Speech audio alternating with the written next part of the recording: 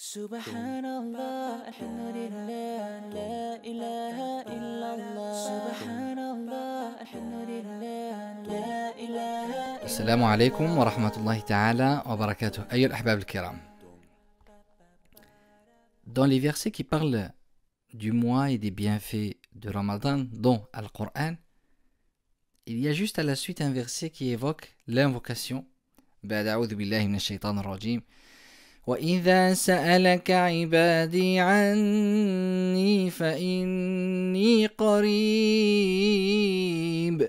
أجيب دعوة الداع إذا دعان فليستجيبوا لي وليؤمنوا بي لعلهم يرشدون.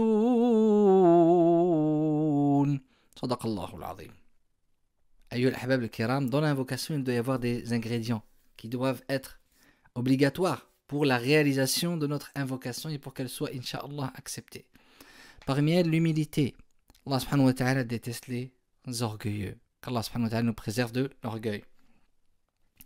Parmi ces ingrédients, l'éloge à Allah subhanahu wa ta'ala. Il ne convient pas à une personne de lever ses mains au ciel et de demander sa demande sans faire des éloges. C'est très important.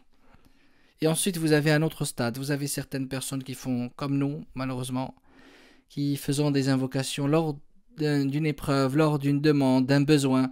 Et vous avez dua ou l'ibada. Et vous avez l'invocation de l'adoration, qui est faite par une élite de personnes qui sont nos exemples, qui font des invocations à Allah subhanahu wa ta'ala car ils y ont trouvé un plaisir.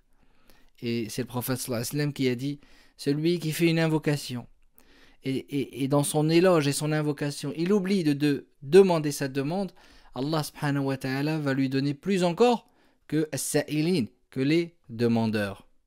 Et l'invocation prend trois formes possibles.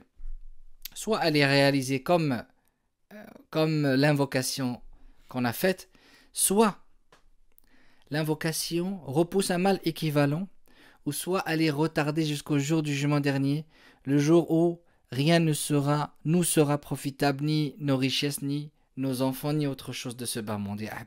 Et quand notre invocation n'est pas exaucée à l'instant T, mais elle repousse un mal, ou alors elle est repoussée un autre temps, alors Allah subhanahu wa ta'ala en contrepartie nous donne un apaisement dans notre cœur, ya ahbab, et il nous octroie une patience à toute épreuve, pour pouvoir dépasser cette épreuve. Wa hadha min fadli rabbi. Et tout ceci fait partie des bienfaits de ton Seigneur subhanahu, jalla jalaluhu amma nawaluhu. Et nous sommes dans les derniers instants de Ramadan, profitons-en pour avoir des invocations exaucées. Ya Rab.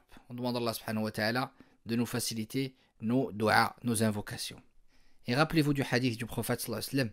Allah subhanahu wa ta'ala exauce toute personne qui l'invoque, sauf celle qui se précipite. Et dans un hadith, il a expliqué, le Nabi alayhi salatu wa sallam, celle qui se précipite, celle qui dit Ya Rabbi da'awtu falam tastajib li.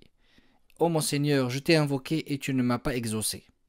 حفظكم الله ورعاكم والسلام عليكم ورحمة الله تعالى وبركاته.